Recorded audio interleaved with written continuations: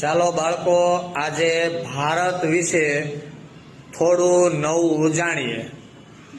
સૌથી લાંબી નદી,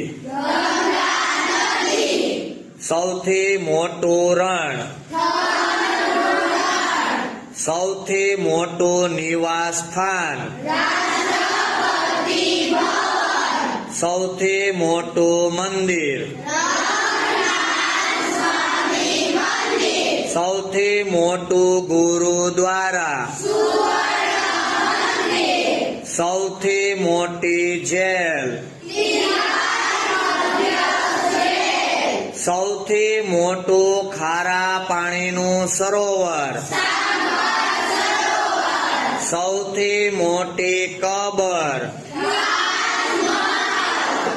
સૌથી લાંબુ રેલવે પ્લેટફોર્મ, સૌથી ઊંચો દરવાજો.